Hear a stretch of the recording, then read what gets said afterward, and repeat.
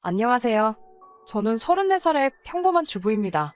저는 결혼한 지는 이제 8년 차가 되었고요. 남편과 저 사이에 이제 막 유치원에 들어간 아이가 한 명 있습니다.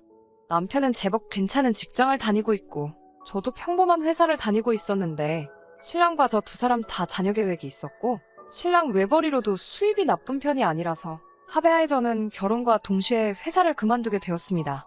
신랑이 결혼 전에 돈을 제법 모아두어서 결혼 자금을 1억 5천 정도 가지고 있었고, 대출금 조금 포함해서 서울에서 신혼살림을 차리게 되었어요. 예단과 혼수 같은 거에서 3천 정도를 생각하고 있었는데, 친정엄마가 한마디 보태시더라고요. 15년 전에 막내 이모 시집갈 때도 혼수를 3천이었는데, 남자만 너무 불공평한 것 아니냐며, 저 시집갈 때 주려고 했다고 제 결혼 자금이라 모아두신 통장을 주시더군요. 언제 그렇게 모으셨는지, 통장에는 8천이라는 거금이 들어있었어요. 결혼 비용에 혼수까지 전부 다 했는데도 돈이 많이 남더라고요. 신랑이 그 돈은 미래를 대비해서 저금해두는 게 어떻겠냐는 말에 그러자고 했죠. 그래도 그 돈을 그냥 놀리기에는 아까워서 대출을 더 받아 서울 외곽에 있는 오래된 아파트를 하나 더 장만해서 전세를 돌리게 되었습니다. 그런데 웬일인가 그 집값이 엄청나게 오르더라고요. 아이도 무럭무럭 자라고 있고 그 아파트에 지금 사는 집까지 정리해서 학군이 괜찮은 집으로 이사가려고 계획을 세우고 있었어요. 대출도 남아있었고 전세금까지 빼줘야 했으니 전부 정리하고 나니 제 수중에 들어온 돈이 생각보다 많은 편이 아니었고 그 집값이 오른 만큼 다른 곳도 집값이 오른 상태라 당장 이사가는 건 불가능이라는 생각이 들었습니다. 덕분에 이사 계획은 당분간 하지 않기로 했어요. 그 집을 정리한 게 너무 성급했던 것 같고 좀 더 가지고 있을 거라는 후회도 남긴 하지만 이미 지나간 일 후회해서 뭐 하겠어요? 일단은 부동산으로 재미를 봤으니 수중에 들어온 목돈은 굳이 서울이 아니더라도 괜찮은 투자처가 생기면 투자할 요량으로 남겨두었습니다. 아직 직장을 다니고 있는 친구들에게 아쉽다는 듯이 이야기를 한 적이 있는데 친구들 반응이 썩 좋지는 않더라고요. 자기들이 힘들게 월급 모으는 동안 제가 편하게 돈을 벌었다는 식으로 받아들이는 것 같아서 그 뒤로는 아파트로 돈 번 이야기는 남들에게 꺼내고 있지는 않습니다. 그런데 신랑의 액수까지 전부 다 해서 얼마를 벌었다는 식으로 시가에다가 이야기를 한 적이 있었나 봐요. 큰 돈 벌고 입 닫고 있는 모습도 좋아 보이지는 않겠다는 생각이 들어서 시부모님 선물도 사고 사는 김에 신우한테도 명품 가방 한 개를 사줬어요. 물론 그 돈을 벌게 된 건 친정엄마의 도움이 더 컸기 때문에 친정에도 아쉽지 않게 현금으로 선물을 드렸지요. 계속 목돈을 놀리고 있다는 느낌이 들어서 하루는 신랑에게 말해 그 돈의 일부를 가지고 주식을 한번 공부해보고 싶다고 하니 신랑이 걱정을 하기는 했지만 제가 아니었으면 그 돈은 없는 돈이나 다름없으니 제가 하고 싶은 대로 하는 게 맞다며 한번 해보라고 하더라고요. 금액이 상당했기 때문에 연습 삼아서 그 돈의 일부만 가지고 주식을 시작했는데 제가 재능이 있는 건지 운이 좋은 건지 그래도 달마다 4~50씩은 꾸준한 수익을 낼 수 있었어요. 여윳돈이 생겨도 추가적으로 투자를 하고 싶었기 때문에 그 돈을 딴 데다가 쓴다던가 하지는 않고 계속 모아두고 있었습니다. 부동산하고는 다르게 돈을 잃을 수도 있다는 리스크가 있으니까 저도 조금 소극적인 투자를 했어요. 그래도 수익이 날 때마다 꾸미는 데다가 돈을 조금씩은 쓰고 있었습니다. 그런다고 엄청 사치한 건 아니고 옷이나 가방 같은 거 몇 개 산 게 전부였어요. 물론 제 것만 사는 것도 아니고 남편도 브랜드 있는 좋은 옷들로 사입히고 했습니다. 아무튼 사건은 몇 달 전으로 돌아가서입니다. 말씀드렸다시피 신랑에게는 저보다 4살 아래의 여동생이 한 명 있습니다. 저는 외동이라서 그런가? 신우가 저한테 세연이 하면서 따르는 모습이 귀엽고 원체 애교도 많은 성격인지라 제 여동생이라 생각하고 잘 지내던 그런 사이였습니다. 신우는 저희가 결혼한 지 2년째 되던 해에 대학을 졸업하고 취직을 했어요. 평범한 회사에 들어갔는데 월 160 정도를 받게 되었다고 자랑하더라고요. 첫 월급타면 언니한테 한턱 쏘겠다고 한 말은 기억이 나는데 아직 그렇다 할 선물은 받아본 적은 없네요. 신우는 그 회사를 아직도 다니고 있는데 6년이나 근속했는데도 지금 받는 게 달에 200이 조금 넘는다고 알고 있습니다. 회사 다니기 시작한 지 얼마 안 되었을 때 저한테 고민 상담을 하듯이 더 좋은 직장을 찾을 거라고 이야기했는데 아직도 다니고 있는 걸 보면 신우에게는 처음부터 이직을 할 생각은 없었던 것 같아요. 아파트로 돈을 만지게 되었을 때 워낙 주변 반응이 차갑기도 했어서 제가 주식을 하고 있는 건 비밀로 하고 있었는데 어느 날 저희 집에 놀러온 신우가 제 컴퓨터를 사용하다가 제가 주식으로 돈을 벌게 된 사실을 알게 되었어요.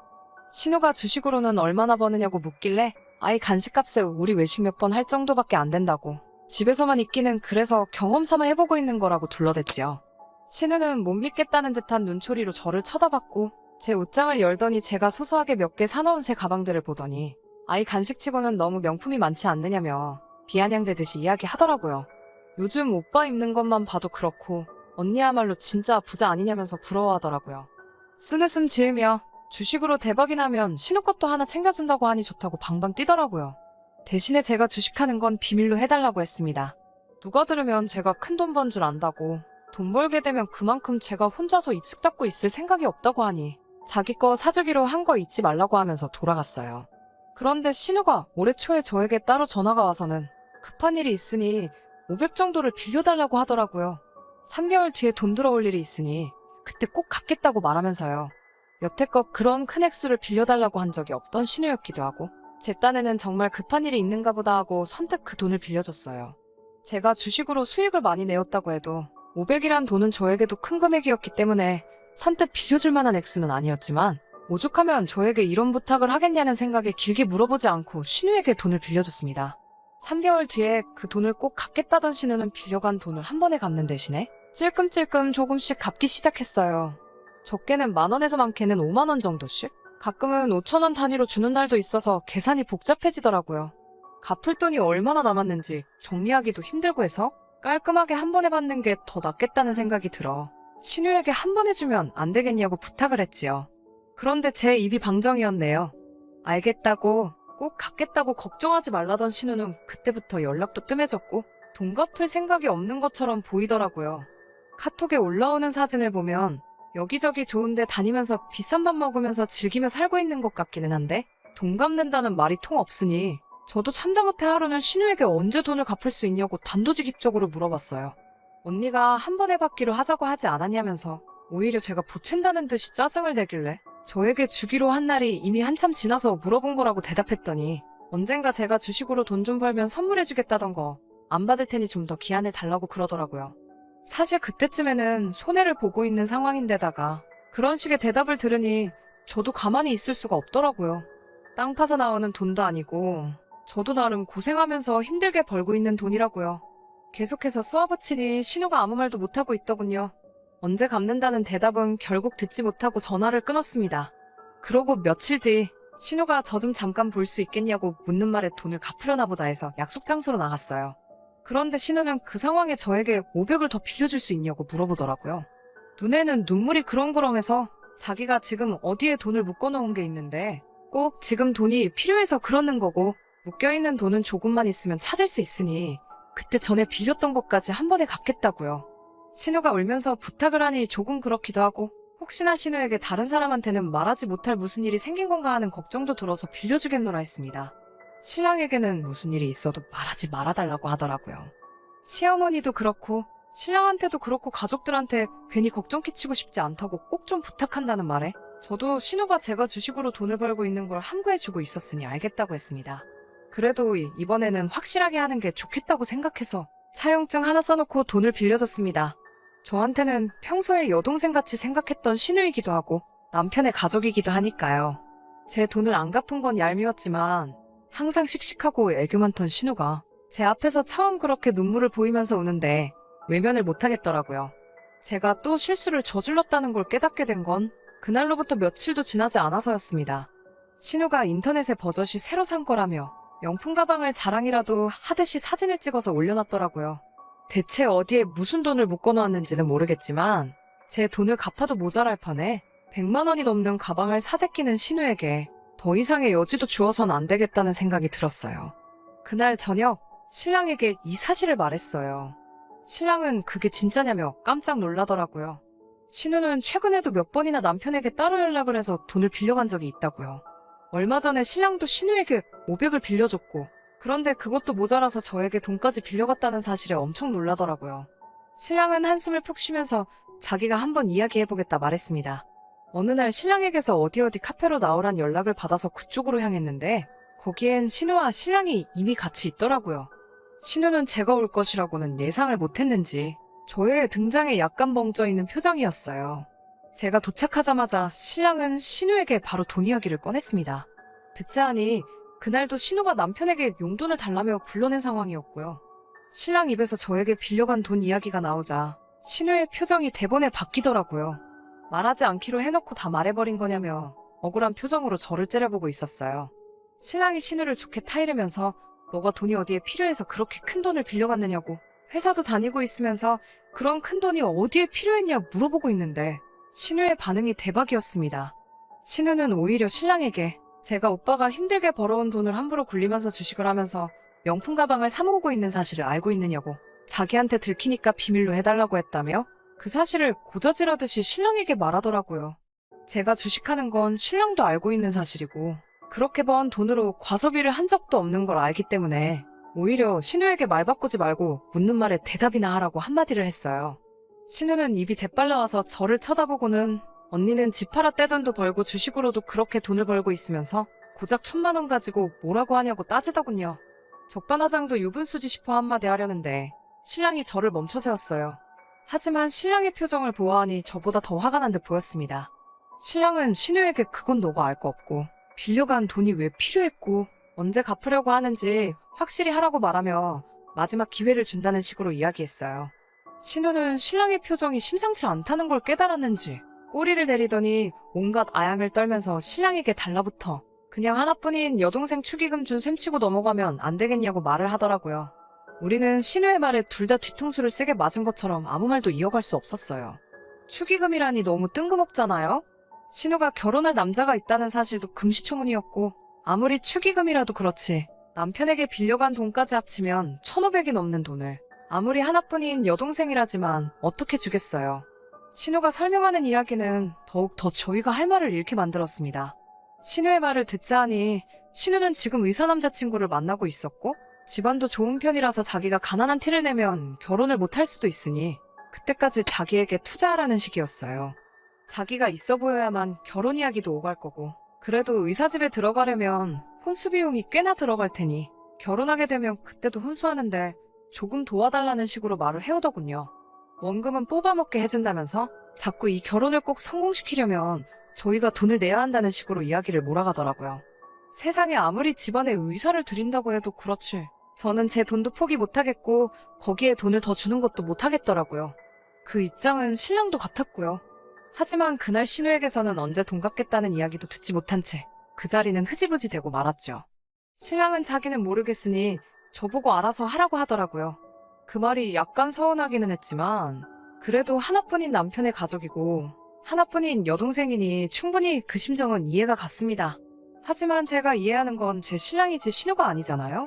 어렵게 수소문해서 신우 모르게 신우와 만나고 있다는 의사 남자친구가 일하는 병원을 찾았어요. 양해를 구하고 신우의 남자친구와 잠깐 카페에서 만나게 되었습니다. 신우의 새언니라 저를 소개하고 단도직입적으로 본론부터 들어갔어요. 어떻게 설명해야 할지 어려워서 그냥 결혼 준비가 잘 돼가시냐는 듯이 물었는데 신우의 남자친구는 대본의 결혼 준비라니 그게 무슨 소리냐는 듯한 반응을 보이더라고요. 상황을 보아하니 남자는 결혼할 생각은 없어 보였어요.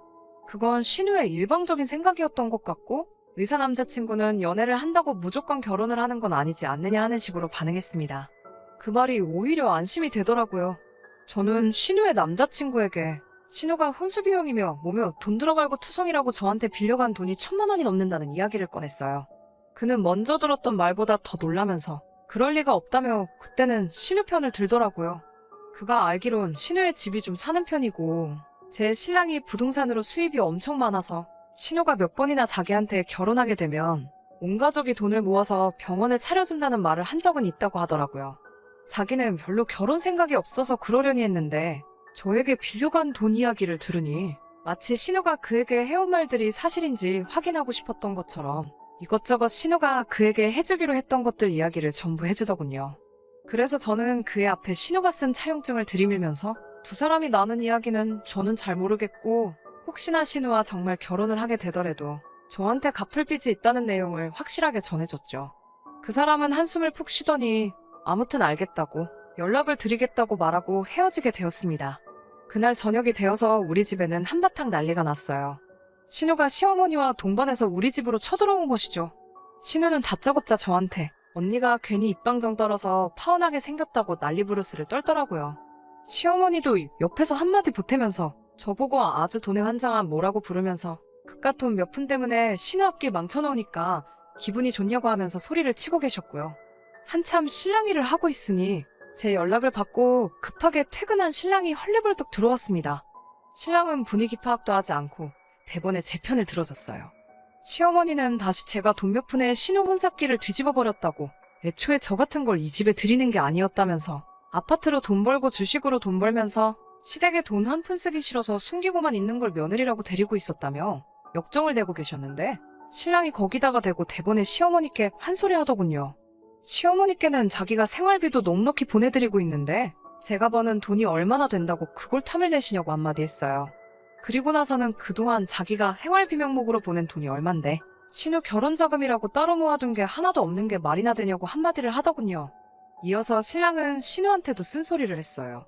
아무리 박봉인 직장에 다녀도 그렇지, 너도 7년 동안 월급 받고 살았는데 그깟 돈 1,000만 원이 없어서 새언니 돈으로 시집갈 생각을 하냐고, 너가 지금 제정신이냐고, 진짜 30살 처먹은 어른이 맞냐고 한마디 쏘아붙였습니다.